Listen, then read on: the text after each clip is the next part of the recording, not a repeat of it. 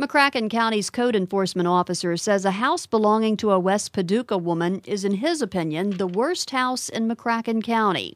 Barry Wright reports. Gary Richards says Teresa Bolden's home on Ogden Landing Road was condemned in September because it's a fire and safety hazard and it would be very dangerous for her to stay there. Richards guesses the house, made out of pallets, planks, and other materials, is about 40 to 50 years old. He says in the 5 years that he has been the code enforcement officer, Bolden's house is the one that is complained about the most from residents. When asked what she would have to do to get her home in compliance, Richards said, "Honestly, I don't think you can get it in compliance, to be honest with you. I think the house would probably have to be completely tore down and restructured from foundation up. I think if you check the electrical code on it, it would never pass inspection." I have talked to the fire chief out there in West Paducah. Of course, if it's been a business, he would have condemned it. But since it's residential, he couldn't. If that house had been in the city of Paducah, it had been torn down a long time ago. Bolden has told Richards that she will sue the county if they try to demolish her home, which meets the county's demolition ordinance now, because the back of the home is falling in. Richards, along with county officials, have been trying to work with Bolden to get her house back into shape. She says she can't get anyone to help. He says she could move into a trailer next door and be safe, but Bolden told him the trailer is haunted. Some residents in the area are starting to rally behind a neighbor whose house is slated to be demolished. McCracken County Code Enforcement Officer Gary Richards says the home belonging to Teresa Bolden was condemned in September because it's a fire and safety hazard and would be dangerous for her to stay there. But one of her neighbors, Ashley Green, says she thinks the home is a county landmark, and she started a petition to save it. Green says county officials shouldn't demolish the home just because they don't like the way it looks. The tall, crooked structure is made up of pallets, planks, and other materials. Callers on the Greg Dunkers Show on AM 570 and 94.3 FM weighed in this morning. I think it's time people step up and tell them to butt out and mind their own darn business. And that's just my opinion. Just real short and sweet and to the point. Van Newberg needs to lose his God complex and leave Teresa alone. She's not hurting anybody. I think it's real sad that one person, our county government, can just run around and bully people like that. That's really sad. That woman hasn't hurt anybody, and it's just really sad. I'm definitely not for more government control and things, but I think that a lot of these people aren't the ones that live next to that house. You have to consider the people in that neighborhood and property values, and if they're complaining they can't sell their house because what's next door to them, I think that plays a part in it. You know, you can't just, it does a lot to other people's property and to the value of their property too. A West Paducah woman was found lying in her front yard with severe injuries Sunday afternoon. At 3:30 p.m., a passenger in a passing vehicle noticed 66-year-old Teresa Bolden lying in her front yard on Ogden Landing Road. The driver of the car stopped to check on the woman and found her to be unresponsive, at which point she called 911. EMS personnel arrived and treated her. Bolden was initially transported to Western Baptist Hospital. However, due to the severity of her injuries, she was later flown out of state to an unidentified hospital. McCracken Sheriff's detectives are working the scene, attempting to determine what caused the injuries to Bolden and to collect any evidence that may be helpful in the investigation. McCracken County Sheriff John Hayden added that his department has received some information about 3 men who had been seen speaking with the victim in her yard earlier Sunday afternoon. Anyone who may have seen any activity at the home Sunday afternoon between 1 and 3:30 p.m. is asked to contact the McCracken Sheriff's Department at 444-4719. Now, Bolden's situation as a homeowner has been in the news for the past few months as she was struggling to keep her home from being condemned by the county due to complaints that the pieced-together building was an eyesore.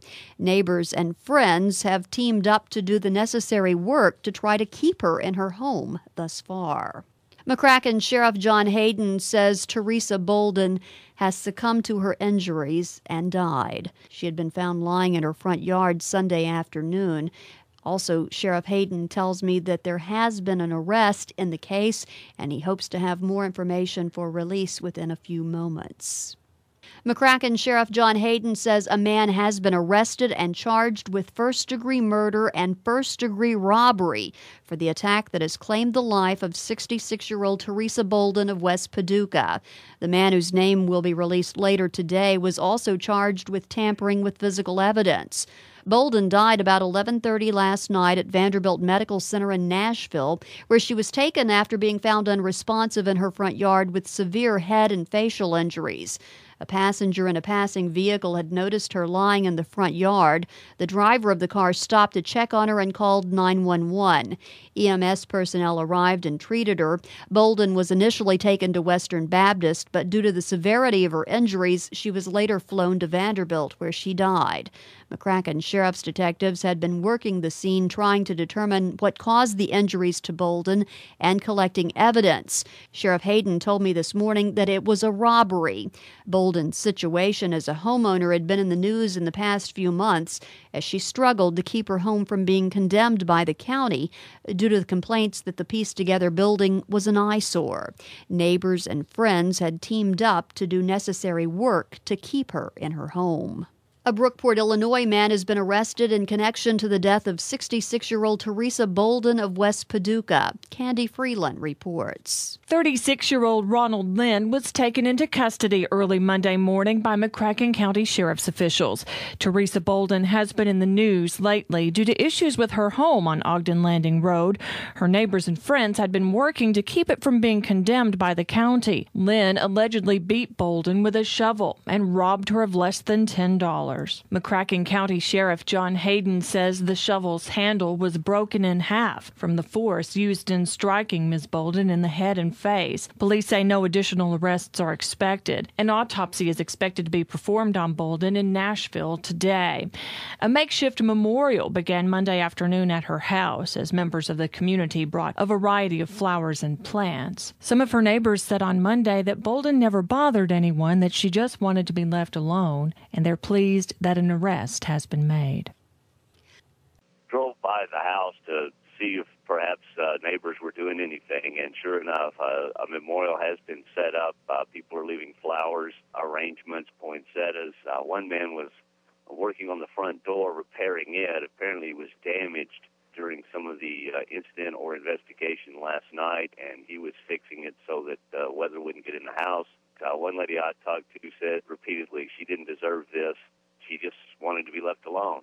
They are reeling in this area from this incident that took place over the weekend. Funeral services for a murdered McCracken County woman were held today. Barry Wright reports. Many friends and family members turned out to pay their respects and say their final goodbyes to Teresa Bolden at the Church of the Living God on Oscar Cross Avenue in Paducah. After the funeral, she was laid to rest in the Wilmington Road Cemetery. Bolden's first cousin, Bishop Jeffrey Donaldson of Aurora, Illinois, says everybody loved her. Donaldson says he never knew her to have any unkind words toward anyone and would help anyone if they asked for her help. With the tragedy, it's just shocking to our whole family. But we are thankful that they caught they at least have a suspect, right. And we're just looking forward to just burying her and, kind of put a damper on the whole holiday and everything. Donaldson's brother, George Donaldson of Aurora, Illinois, says the turnout for Bolden's funeral showed that the community cared about her and appreciated everything that was done for her. Bolden was beaten to death with a shovel in the front yard of her home on Ogden Landing Road, December 18th. Ronald Lynn appeared for his preliminary hearing today in McCracken District Court. Court officials say Lynn's case was bound over to McCracken Circuit Court, where he's set to appear February 2nd at 8:30 a.m. He's lodged in the McCracken County Jail on a $250,000 cash bond.